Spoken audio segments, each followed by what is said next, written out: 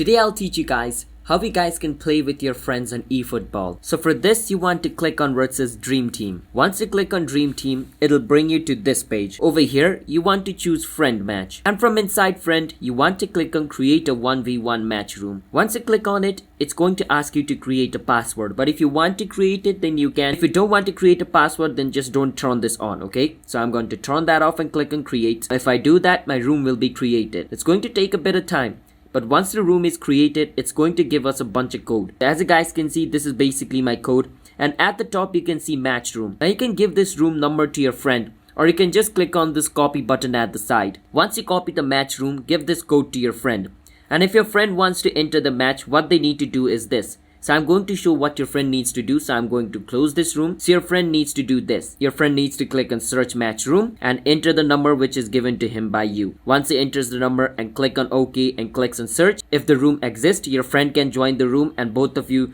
once you join the room, you can start playing the match. That's how you guys can play with your friends in eFootball. So if you guys found our video helpful, hit the subscribe to our channel How to Guide. I'll see you guys next time.